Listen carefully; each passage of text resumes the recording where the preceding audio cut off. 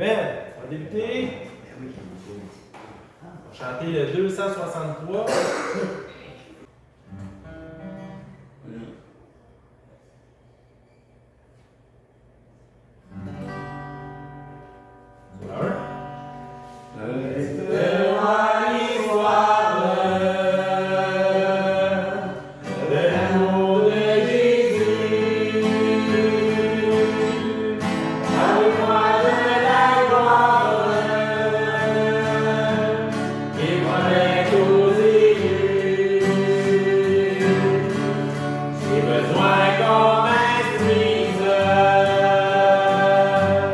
Car je suis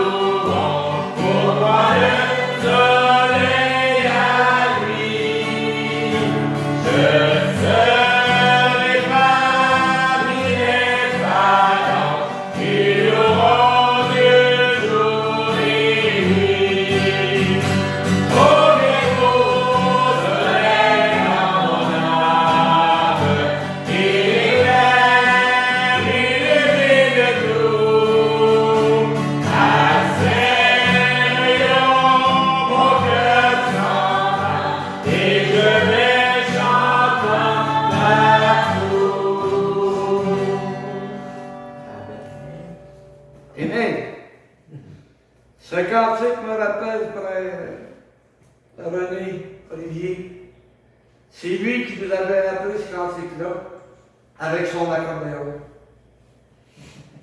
Je l'avais vraiment entendu. Et dès les premières notes, je me suis accroché. Oh, quel beau soleil dans mon âme. Et c'est vrai que quand lui était dans l'église, il illuminait l'église. Amen. Par sa présence, par ses mots d'encouragement. C'est pour ça que si j'avais eu des dents, vous auriez vu mon sourire le matin. Non, c'est vrai. Oh, il a mis de la couleur dans ma vie. Amen. Bienvenue, même si on n'est pas beaucoup. Tu sais, quand on a une église de 50, 60 membres, il manque 4-5 membres. Mais quand c'est une quinzaine, puis il en manque 4-5, ça n'en fait pas beaucoup dans l'église. Mais Dieu est là pareil. Amen. 2 ou 3. Fait que choisissez votre côté, les 2 ou 3. Ou alors c'est les 2 qui vont là. Ou on se regroupe tout ensemble. Bon. Comme je l'ai dit tantôt, on va parler des chrétiens pharisiens. Ouais, Matthieu 23. Jésus avait beaucoup de choses à nous reprocher. Mais le chrétien pharisien actuel, ou le chrétien, l'ancêtre des pharisiens, ça existe aussi. On peut le voir dans des églises. Et on va voir qu'est-ce que Jésus avait à nous reprocher. Parce que les pharisiens, c'était un groupe politique et religieux. Il y a eu une période où Dieu n'a pas envoyé de prophète, n'a pas envoyé de juge, il n'a pas envoyé personne pour parler au peuple. Pendant 430 ans. Il y a eu la période qu'on appelle les Maccabées. Ça, c'est les guerres à pu finir avec les Romains, avec un et avec l'autre. Et c'est dans cette période-là que les pharisiens sont apparus. Et ils ont imposé les lois de Dieu et leurs lois personnelles, leurs lois eux autres, de la manière que eux autres voyaient ça. Ils interprétaient la loi. Et, comme on va le voir, ça devenait pesant pour le peuple. Ils mettaient un fardeau sur le dos du peuple avec le cossin de loi. Et à plusieurs reprises, Jésus les a repris. Vous savez, je lisais ça cette semaine, l'aveugle né. Jésus, avec sa salive, il a fait de la boue, puis il a appliqué ses yeux de l'aveugle. Puis il a dit, va au réservoir de Siloé et lave-toi. Mais ils l'ont pointé du doigt parce qu'il a travaillé.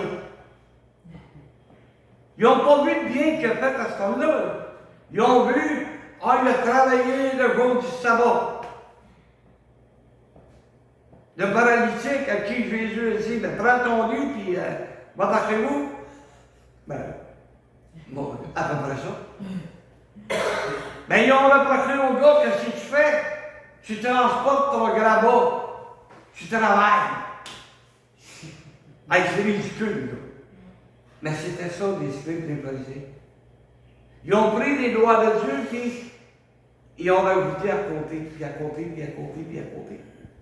Et c'est devenu insupportable pour le peuple d'Israël. Et là, on va aller pour le message. Bon. Alors Jésus, parlant à la foule et à ses disciples, dit, les scribes et les pharisiens sont assis dans l'affaire de Moïse. L'affaire de Moïse, c'est la tribune sur le milieu, au temps d'Israël. C'était l'affaire de Moïse. Faites donc et observez tout ce qu'ils vous disent, mais n'agissez pas selon leurs œuvres, car ils disent et ne font pas. Ils lient des fardeaux pesants et les mettent sur les épaules des hommes, mais ils ne veulent pas les remuer du doigt. Bon, comme je l'expliquais un petit peu avant, C'était des hommes qui avaient ça au bout du fusil. T'as fait ci, boum, t'as fait ça, boum, t'as fait ça, boum. Il y a ça pour pointer du doigt. Mais eux autres, ils ne liront pas le petit doigt, là. Non, non, non. Toi, frère et sœur, tu n'as pas le choix, c'est moi qui te le dis. Mais moi, je ne le ferai pas. Voyez-vous là, comment est-ce que Jésus, là, hey, il niaise pas avec le beurre de pinot, là. Non. Il niaise pas avec ça. Il le reprend. Si au moins tu le mettais en pratique, ça serait moins pire. Si au moins toi-même tu pratiquais ce que tu prêches, ça serait moins pire. Tu sais, on a tous été dans des églises différentes. Puis on a vu des pasteurs différents. On en a vu des pasteurs pharisiens qui imposaient à tout le monde que les autres, ils pouvaient se permettre n'importe quoi. Ben, ça n'est ça, des pharisiens. Des pharisiens modernes. Des pharisiens d'aujourd'hui. Mais ça en est. Et on continue. Ils font toutes les actions pour être vus des hommes. Hey, on en a vu des pasteurs et des membres d'église en même. Hein? Ils ne sont pas capables de faire des œuvres en secret. Il faut que tout le monde soit au courant. Hein? Hey, ce frère-là, là, j'ai été l'aider, je te dis, il avait besoin d'aide. Ah ben moi, cette semaine, ben, j'ai été à Chapelle, puis j'ai tout lavé les dents.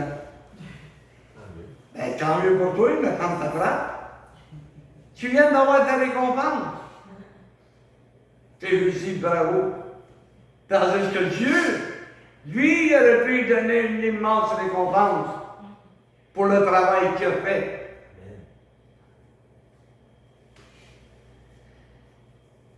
Mon bien-aimé frère Maurice Boileau, il m'a raconté un jour qu'il y a un frère qui s'est levé. Il était loin. Puis il a dit, j'aimerais ça devenir pasteur. Frère Boileau, tu es correct, on va prier pour toi en attendant. Mais en attendant, tu vas être fait.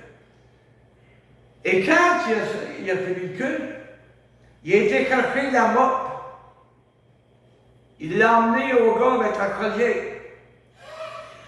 Il a dit, va nettoyer les toilettes. Ben, je suppose qu'on va faire ça. Puis il dit, tu veux devenir pasteur? Si tu n'es pas capable de t'abaisser au moins de travaux, ben dis-moi, je te poserai pas. Je n'irai pas parler de toi avec lui, certain. Pour que tu sois prêt à faire n'importe quoi pour Dieu. S'il faut nettoyer les toilettes, ben on va les nettoyer. Hein? C'est pas plus dur que ça. Regarde, avant que les autres ils fassent le gazon, c'est qui le faisait? C'est nous autres. Il n'y a pas personne qui s'est plaint de ça. Le petit, il pognait on appelle ça? Le weed eater. Le vieux, il pognait le tracteur. On faisait le gazon, on ne se plaignait pas. Y a-t-il quelqu'un qui savait que c'est lui qui faisait le gazon? Non, parce qu'il s'en est jamais vanté. Mais moi, je savais que c'était lui. J'étais bien content. Il se ramassait des récompenses. Fait que maintenant, le bon tracteur qu'il va avoir, mais qu'on soit enlevé. J'étais content de le faire, moi. Ouais, T'avais le fun, ce tracteur-là? Ah oui. Là, tu vas en avoir le meilleur. Ainsi, ils portent de l'air sur la terre et ils ont de longues franges à leurs vêtements. Les phylactères, c'était comme un genre de bandeau. Okay? Peut-être qu'ils prenaient pour une du jour, je ne sais pas. Avec des versets de Bible écrits dessus. Et quand on voit un arriver avec un bandeau large de même, ça paraît. Hein? Quand tu vois une cowgirl arriver avec les franges et le tour quasiment à terre, ça paraît. Hein? Mais eux autres faisaient ça pour être vus des hommes. Laisse faire l'homme. Sois vu de Dieu. C'est ça qui est important. Être vu par Dieu. Il aime la première place dans les festins et les premiers sièges dans les synagogues. Je me souviens la première fois que j'ai entendu ce message-là. Le culte d'ensuite, j'ai vu un paquet de monde de pas s'assurer en avant.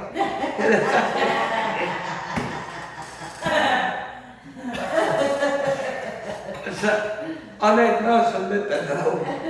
Tu sais, la moi, je m'étais massé en avant, pas parce que vous l'avez vu, mais je ne voulais entendre le message. Je ne voulais pas avoir le message debout en arrière. Oh, ça me mettait drôle. Bon.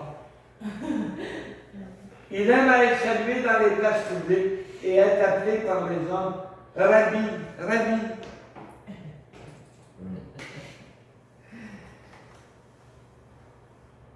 Quand on est en public, je n'ai pas besoin de me faire appeler Rabbi, Rabbi. Lorsque je travaillais à l'Assomption, c'était Padre. On m'appelait Padre. Padre Cossin. Et j'ai pas voulu qu'il m'appelle de même. Mais parce que je parlais du Seigneur, hey Padre! Bon, ben, c'est beau. Je suis pas espagnol, mais je sais ce que ça veut dire. Mais j'ai jamais cherché, là. Hey. Souvenez-vous de la période où on nous avait imposé. C'était plus frère, c'était pasteur. Puis on a commencé le gouvernement. Puis ma cousine, la sœur de sa Marianne, est tellement crochée. Je suis son cousin, je suis plus jeune qu'elle, puis elle me dit vous. Elle était brûlée.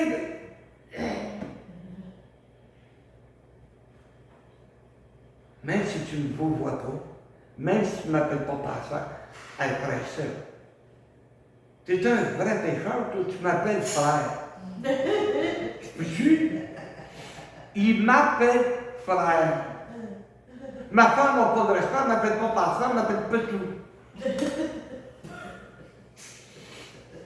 Moi aussi, ma femme arrivée, pasteur. Hey! On a une discussion avant la maison, sur toute garantie. Hey! Mais c'est tellement, il y en a des hommes qui aiment ça. Hein? Mais vous ne vous faites pas appeler la vie car un seul est votre maître et vous êtes tous frères. C'est clair, ça. C'est clair. Nous sommes tous frères.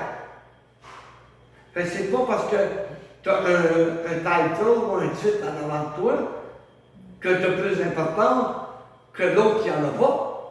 On est tous sur le même pied d'égalité, on est tous des frères. Tu sais, Dieu m'a donné un don pour amener sa parole. Il m'a choisi. Ben, ça me donne l'ouvrage, c'est tout. Ça ne m'amène rien de plus. Là. Ça me donne l'ouvrage de qui. Je suis obligé de mettre mon nez dans la Bible. Parce qu'il faut que je prépare des messages. Mais on est tous sur le même pied d'égalité. N'est-ce pas? Dis Amen au moins. Amen. Non. Et il n'a appelé personne sur la terre votre Père. Car un seul est votre Père, celui qui est dans les cieux. Je ne peux pas croire que le monde continue d'appeler les curés Père. Quand Dieu n'a pas la main. Tu sais, dans le messe du dimanche, avez-vous déjà entendu ça? Mais non. Jamais qu'ils en ont parlé. Ignorance. Mais n'appelez personne Père. On a un seul Père, c'est Dieu. Sans que c'est clair, mais non, pas pour eux. Ne vous faites pas appeler directeur, car un seul est votre directeur, le Christ. C'est la même chose. Un directeur, c'est celui qui va te diriger. Il n'y en a rien qu'un. Le plus grand parmi vous sera votre serviteur. Oh ben là, hey, ben beau être au service de Dieu, là, mais au service de Dieu. Oui, tu vas être au service de Dieu si tu deviens le serviteur. Le plus grand parmi vous sera votre serviteur. Et prends-toi pas pour un autre. Ton devoir, c'est d'être celui qui va devenir le serviteur de tous. Et quand on parle de serviteur, à cette période, on parle d'esclave. Va devenir l'esclave des membres de l'Église. Va devenir le serviteur. Tu sais, rappelle-toi mon frère Boileau, quand il a demandé d'aller dans les toilettes, ben, le frère avait dit avec quoi? Avec plaisir. Un homme qui était même trop important. Il connaissait un peu sa Bible. Moi, je veux devenir pasteur. Tu sais pas c'est quoi. Quiconque s'élèvera sera abaissé et quiconque s'abaissera sera élevé. Honnêtement, là,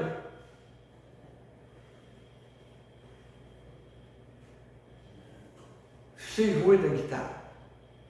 J'avais une belle voix.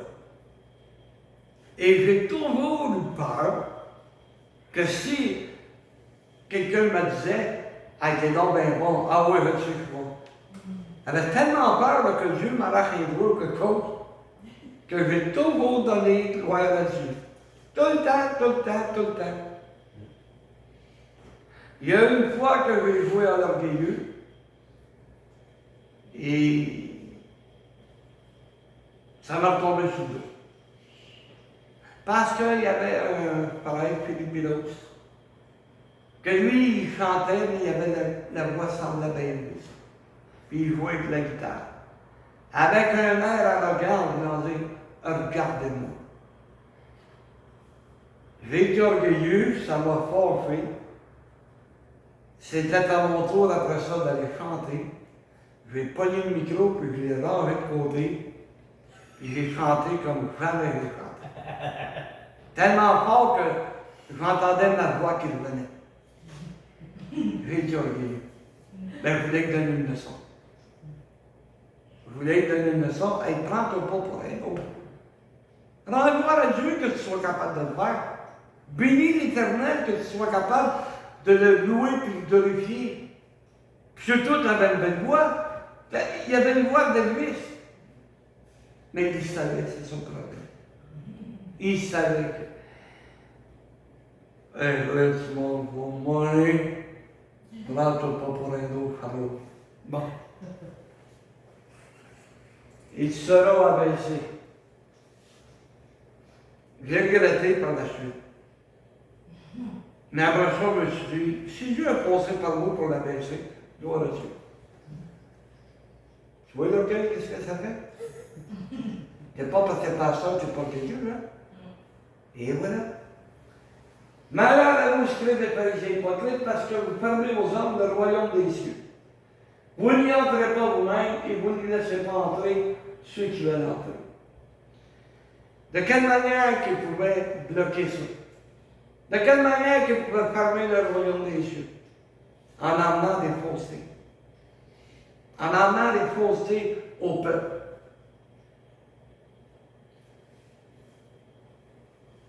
Dieu a passé par Jean le Baptiste. Les gens venaient à lui et il faisait une repentance. Après ça, Jean le Baptiste est passé. Par la suite, c'était autour de Jésus et des apôtres. Et aujourd'hui, on fait la même chose. Il y a une repentance, les gens acceptent Jésus comme le Sauveur, après ça, ils sont baptisés. Il a dit à Pierre, à l'apôtre Pierre, dans Matthieu 16, dans Matthieu 18, il dit, je te donne les clés du royaume des cieux. Ben, y a-t-il plusieurs portes? Jésus dit, je suis la porte. Nul ne peut entrer que par moi. Quelle porte qu'il voulait ouvrir? Il a donné les clés, ça veut dire qu'il y en a plusieurs. Oui. Dieu s'est Jésus s'est servi de Pierre pour ouvrir la porte aux païens et pour ouvrir la porte aux Samaritains. La porte de l'Église. C'est à travers l'Église qu'on peut être sauvé. C'est pas pour un Michelin qui va arrêter sur le chantier de construction, que quelqu'un va vouloir se convertir et qu'il va être sauvé. Non, non, amène-le à l'église. Un jour, j'avais un voisin. Il était venu à la maison. Je l'avais témoigné. Et je lui ai dit, ben, viens à l'église, montre-moi ta foi. Il n'est pas venu. Quelques années plus tard, je l'ai rencontré. Mais là, il avait besoin du Seigneur. Là, il est à l'église, puis il a été sauvé. J'aurais pu lui dire, ben, acceptez Jésus comme ton sauveur. Il était prêt, là. Et il n'était pas prêt à démontrer sa foi. Comme chacun de nous, on a dû faire, démontrer notre foi. OK? On ne prend pas le royaume des cieux à quiconque. Qui soit de couleur, qui soit gros, qui soit petit, qui soit élancé comme un échalote. Ça n'a pas d'importance. On n'a jamais fermé la porte du royaume des cieux, puis on ne la fermera pas. C'est un engagement que j'ai pris. Bon, et voilà, on continue. Vous dévorez les maisons des veuves et que vous faites pour l'apparence de longue prière. À cause de cela, vous serez jugés plus sévèrement. La pauvre veuve, elle n'avait aucun droit quand le mari mourait. Si elle avait des enfants, ça allait au plus vieux d'héritage. Si elle n'avait pas d'enfants, un peu comme les curés l'ont fait, comme le pape, ça coûtait trop cher de les entretenir, les veuves. Fait qu'ils ont sacré d'un couvent. Ils ont créé des couvents. Mais tout l'héritage, c'est dans leur poche que ça allait. Anne-toi, la femme d'un homme riche, hein? Il a dû être content qu'il soit mort avant sa femme, lui. Pas d'enfant, c'est moi qui le sais de l'héritage. La même chose. Des pharisiens hypocrites. Au lieu de dire, non, madame, tu vas avoir besoin de sous. Tu vas avoir besoin de ce que ton mari a laissé derrière lui pour être capable de vivre. D'hypocrisie.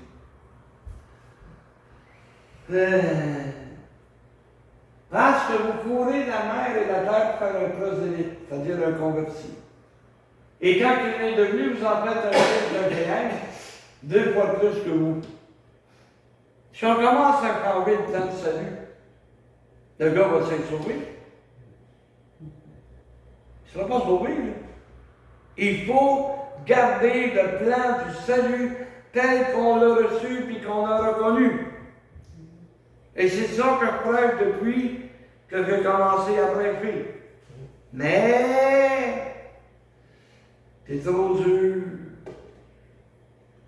Tu sais, s'il est dans son ventre et il est trop gêné pour s'avancer, ben il va crever. Non, non, ben oui. La profession de foi démontre ta foi, viens rencontrer le pasteur puis accepte Jésus quand ton sauveur. Pas de question d'être gêné ou pas, là. Il faut le faire. Si tu ne le fais pas, ben, ça marche pour toi. Malheur à vous, conducteurs aveugle. Aïe, aïe, aïe, je déteste cette semaine aveugle. Qui disent, si quelqu'un veut par le temple, ce n'est rien. Mais si quelqu'un veut par l'ordre du temple, il est engagé. Hey, on était tellement menteurs autrefois que lorsque quelqu'un doutait de ce qu'on disait, on disait quoi? Je te juge à la tête à ma mère. Je te juge à la tête à mon père. Mais ça n'a rien à faire dans ce temps-là. Et Jésus lui donne l'exemple. Regarde. Insensé et aveugle, lequel est le plus grand, l'or ou le temple qui sanctifie? L'or. Mais l'or, c'est beau. Il y en a rien. Hein? Mais c'est le temple qui va sanctifier l'or, qui va faire que, hey, Dieu va approuver tout ce que tu vas faire. C'est le temple. C'est pas l'or lui-même. Tu sais, tout le monde est impressionné par l'or. C'est Dieu qui l'a créé, là. Hein? Il peut te faire apparaître des lingots. Compte pas là-dessus. Mais il peut te faire apparaître des lingots comme ça. Clic. Bien qu'en faisant ça, clic.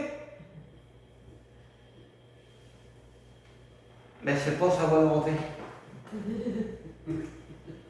Des fois, on est fou, même tous, si on était riche à craquer, on serait encore plus fou.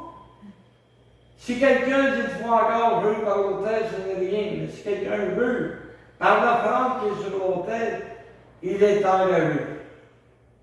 Wow! L'animal qui est offert, c'est un animal. Mais parce qu'il est offert sur l'autel, là, il devient important. Mais c'est l'autel qui va le sanctifier. Parce que tu l'as emmené pour servir Dieu. N'est-ce pas? Aveugle. Lequel est le plus grand?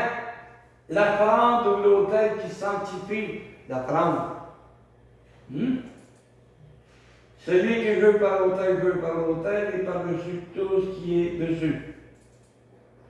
Celui qui veut par le temple et par celui qui l'habite. Et celui qui veut par le ciel veut par le trône de Dieu et par celui qui est assis au point. Je te veux sur la tête de Dieu. Fais attention. Fais attention. On va loin. Alors, à vous, les petits progrès, vous payez la dîme de la mort et de la dette et du cumin, et que vous laissez ce qui est plus important dans la loi, la justice, la miséricorde et la fidélité. Ouais, ben moi, je paye ma dîme à tous les dimanches. Ouais, mais regarde, ce dimanche-là, t'es-tu servi de la justice? T'es-tu servi de la miséricorde? T'es-tu servi de la fidélité? Il faut être juste avec tous. C'est comme je l'ai dit tantôt, pas un plus grand que l'autre. Miséricorde. Es-tu prêt à pardonner tout le mal qui t'est fait? Aussi, je lui promets un chien de ma fièvre. C'est ça la miséricorde. La miséricorde, c'est quand j'ai vu la femme adultère, il était prêt à la lapider. Elle n'a pas comme l'adultère seule. Il y avait quelqu'un avec elle. Non, la femme, elle est accusée, mais pas le gars. Et c'est pour ça que j'ai hâte d'arriver au ciel. Parce que dans mon imagination, quand Jésus s'est baissé puis qu'il a écrit à terre, je suis convaincu qu'il a écrit le nom du gars. Je suis convaincu. Il a écrit le nom du gars. C'est pour ça que, au bout de la tête, là, on va réfléchir. C'était peut-être un des pharisiens, justement. Un des gars qui était reconnu à travers tout Israël. Un homme important. Pour ça que les rois qui ont hésité. Ben, que celui qui aurait péri dans sa première guerre. C'est juste qui a écrit le nom du gars, là. En blanzé aussi, lui. Si vous voulez lapider la femme, c'est correct. Mais va frapper le gars puis lapider lui aussi. Parce qu'il est aussi coupable. Mais il n'y avait pas de justice. Même si elle va faire sa dîme, il n'y avait pas de justice pour ces gens-là. Ils étaient prêts à condamner la femme, mais pas l'homme. Ils ont dû agir avec justice. Puis la fidélité, c'est envers Dieu. C'est ça qu'il faut pratiquer. Être fidèle. Il y a quand c'est qu'on pense qui dit être fidèle et tout ça rapport. Il faut être fidèle. Je sais qu'on est faible. Je sais qu'on va tomber. Mais quand tu tombes, relève-toi. C'est ça la fidélité. C'est de reconnaître, je suis un pécheur, pardonne-moi Seigneur, et je vais continuer ma route. Je ne m'arrêterai pas à cause de ça. Mais il faut avoir une repentance. C'est ce qu'il fallait pratiquer. Conducteur aveugle qui coulait de moucron et qui avalait le chameau. Bon. Les petites bouches, quand tu manges, où c'est qu'ils sont? La plupart du temps, ils s'en viennent dans ton assiette. Mais eux autres avaient le même problème, il y en avait de l'amour. Les autres, on est bénis, l'hiver, on n'en a pas, mais eux autres, il y en a. Fait qu'avant de prendre le liquide, parce que bien souvent, c'était dans des gros tubs, ben, ils transvidaient, mais ils mettaient. Fait que c'était pas un bon nylon, mais c'est comme un bon nylon. Ils mettaient leur liquide dedans. Comme ça, ben, ils étaient sûrs de ne pas avaler le mou. Mais vous coulez le moucron, mais si vous avalez un chameau, t'avais un méchant gorgoton dans ce coin-là. Là, il veut dire, vous voulez le démontrer, regarde, je fais ça, mais dans le fond, c'est comme si t'avalais un chameau. Conducteur aveugle, mais malheur à vous encore, parce que vous nettoyez le dehors de la coupe et du plat. Et qu'au-dedans, ils sont pleins de rapines et d'intempérance.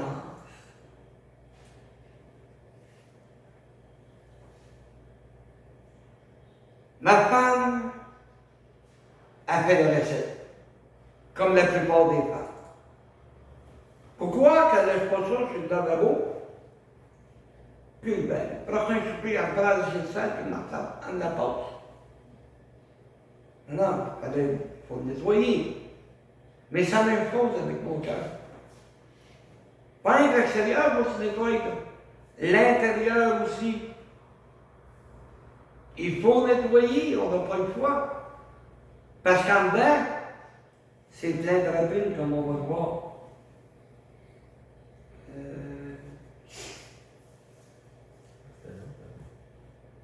Ben, laisse-moi premièrement à l'intérieur du plat. Vous ressemblez à des épaules blanches. Je ne sais pas de quelle manière ils faisaient ça. Mais on sait qu'en Israël, il y avait des tombeaux qui étaient creusés dans les collines, dans les montagnes. C'est là qu'ils enterraient le mort, puis ils mettaient une pierre en avant. Et selon la richesse, je ne sais pas c'est quoi la technique, il y avait-tu de la peinture dans ce temps-là, ils mettaient-tu juste de faux, je ne sais pas. Mais ils blanchissaient la pierre tombale. Vous voyez, la pierre qui roule, pour montrer l'importance du personnage. Mais ils disent, vous êtes comme des épines blanches. Vous êtes beaux de l'extérieur, mais en dedans, c'est plein de rapines. C'est plein de rapines, il y a plein de cochonneries en dedans. Oh, tranquille. Si tu veux faire pousser des légumes, des fleurs, ben, on dit qu'on arrache les mauvaises herbes. Parce que la plante, elle ne viendra pas à maturité. Parce que la mauvaise herbe va tout prendre l'eau et les protéines qui ont besoin pour grandir, n'est-ce pas? Ben nous, là, bon, ben, il y en a qui sont arrêtés là. Il y a tellement de rapines, là, qu'ils ne grandissent plus. Ils ne peuvent plus grandir, il y a trop de rapines. Ils ne les enlèvent pas. Ils ne nettoient pas l'intérieur. Mais l'extérieur, par exemple, oh là là, ils sont-tu beaux? Mais c'est l'intérieur que le Seigneur regarde. Pas l'extérieur. Hey, ils sont pleins d'ossements de mort et de toute espèce d'impureté. Et c'est peu blanc. Vous de même, au dehors, vous paraissez juste aux hommes, et au-dedans, vous êtes plein d'hypocrisie et d'iniquité. L'iniquité qui est l'injustice. Malheur à vous, parce que vous bâtissez les tombeaux des prophètes et emmenez les sépultures des justes. Et que vous dites, si nous avions vécu du temps de nos pères, nous ne serions pas joints à eux pour répandre le sang de prophètes. Ouais. Ils ont répandu le sang des prophètes. Lis la Bible de moindrement, puis qu'est-ce que tu vas t'en recevoir? Un qui a été scié d'introndable, l'autre qui a été lapidé, l'autre qui est obligé de se cacher d'une caverne parce que le roi courait après lui. Ils en ont tué les prophètes. Et le dernier des prophètes qui est apparu, envoyé par Dieu, c'est Jésus. Les autres apportaient des prophéties. Mais Jésus apportait la vérité de Dieu. Jésus apportait la parole de Dieu. Par la suite, il y en a eu d'autres prophètes. Mais ils sont servis des enseignements de Jésus. C'est ça qu'ils ont fait. Tandis que Jésus nous a apporté la parole de Dieu. Et qu'est-ce qu'ils ont fait avec lui? Ils l'ont crucifié. Ils l'ont fait mourir. On a la chance de rebâtir à nouveau notre Église. Mais de quelle manière nous allons la bâtir? Avec les erreurs du passé, ou si les erreurs du passé vont nous servir d'exemple pour ne pas recommencer. Et je trouve ça triste qu'on soit ici peu nombreux. Je trouve ça triste qu'autrefois, il fallait que ce soit les l'hôpital de manquer un culte. Mais là, pour n'importe quelle raison, il n'y a plus aucun. Ils n'ont pas appris des erreurs du passé. C'est aujourd'hui, c'est actuellement qu'on doit servir Dieu. Avec ce qu'on a. Avec ce que nous sommes. C'est aujourd'hui. Demain, il va peut-être être trop tard. Hey, si l'enlèvement avait lieu, il y en a-tu qui baissent la tête aujourd'hui? Si ça avait lieu aujourd'hui, oh my God, j'ai trop que oui. Demain, il est trop tard. C'est aujourd'hui qu'on doit servir Dieu. Avec les talents qu'il nous a donnés. Avec la bénédiction qu'on a de le servir. Parce que c'est une bénédiction. Vous savez, quand je regarde le parcours de l'apôtre Paul, et que lui disait, j'ai peur d'être rejeté. Avec tout ce qu'il a fait, il avait peur d'être rejeté. Dans le dos, moi, il me semble qu'on n'en fait pas beaucoup. Là. Hein? Il me semble qu'on n'en a pas fait beaucoup pour mériter qu'on va être à côté d'un homme comme ça. Mais Dieu, il avait donné la force de le faire. Je me sers des forces que Dieu m'a données pour le servir. Dieu ne me demande pas d'être l'apôtre Paul. Il ne me demande pas d'être le plus populaire des pasteurs. Il me demande de le servir. D'amener son message. Et quand Frère Serge lève sa main, il y a une exhortation. Quand Claude tu lèves ta main, tu as une exhortation. Ou Frère Normand, peu importe. Vous servez Dieu. Tu sais, tu n'as pas été au hasard, là, puis, ben, je vais ma Bible. Bon, on a ça l'église. On n'a pas de même. C'est quand tu lis la parole de Dieu, quand tu lis la Bible, que là, à un moment donné, whoop, tu vas lire peut-être 3-4 pages. Ça m'encourage. Ça m'aide. Ben, c'est ça pour t'emmener. C'est ça pour t'emmener dans l'église. Puis aujourd'hui, on n'en a pas d'excuses. Ah, j'ai oublié ma Bible à l'église. Tout le monde a un téléphone. Puis tout le monde a une Bible sur le téléphone.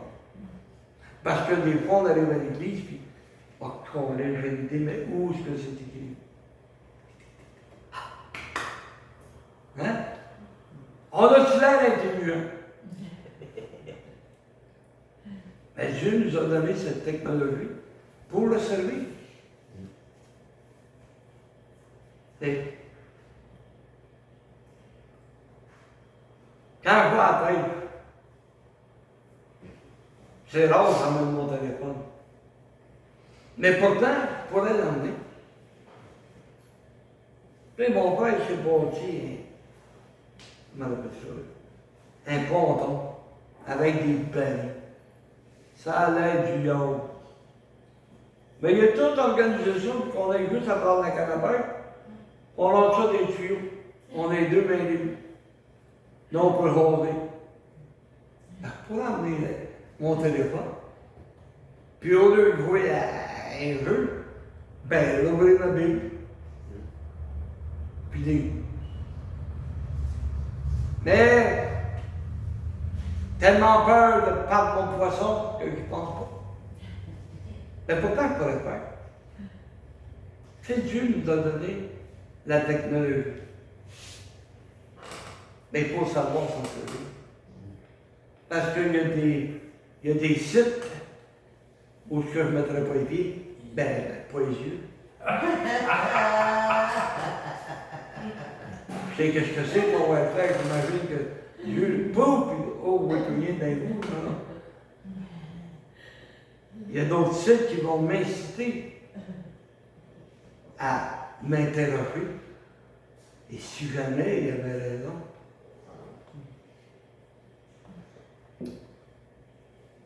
jeune chrétien, je parlais avec mon frère. Puis un midi, on était dans son auto. On mangeait notre sandwich. Il dit, ah oui, si jamais t'es moi, je vais voir la raison. Hein? Il dit, m'a donné une réponse. J'ai commencé à étudier la doctrine des témoins de Jéhovah. J'ai fait une étude complète. Et je l'ai emmené à mon frère. Et ce garçon dans la main. Tu sais, quand tu es jeune chrétien, tu ne connais pas ta Bible encore. Et tu dis, ouais, ils savent la Bible, eux autres. Ils sont fatigants, mais ils savent la Bible. Mais des extraits de Bible qui savent. Alors, chaque fois que ça m'est arrivé, que j'ai eu des doutes, ben j'ai étudié.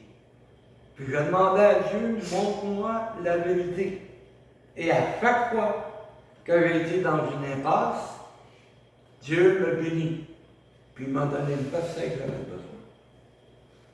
Dieu nous bénit selon la force que l'on va déployer.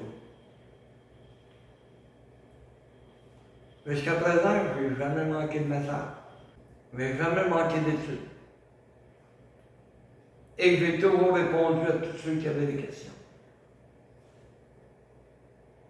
Mais c'est parce qu'aujourd'hui, il faut étudier. Parce que les premiers temps que je trouvais, je témoignais à quelqu'un. Il venait calculer 2 poils par jour, puis 2 plus jeunes pour faire des tests. Mais à chaque fois, il y avait tellement de temps, il y avait des questions. Et quand je n'avais pas la réponse, il disait, mais tu viens de calculer ton autre poil, là, on va avoir une réponse. J'étais tellement confiant que j'ouvrais ma Bible, j'avais une page ou deux de fait. Ah, la Bible, ça répond. Dieu me fait abandonner toutes les fois. Mais c'est toujours selon la force qu'il m'a donné. Il m'a donné ce don-là d'enseigner, de prêcher, mais je le pratique. Alors ne soyons pas des pharisiens. Soyons les enfants de Dieu, qui aiment Dieu et qui veulent le servir. Eh bien, bon. On va chanter le numéro 134. Ça ne sera pas dans mon prêche. Bon.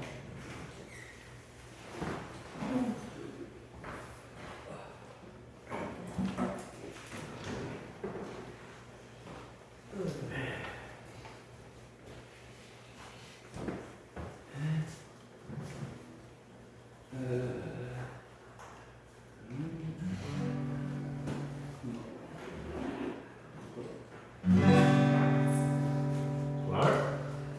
Là.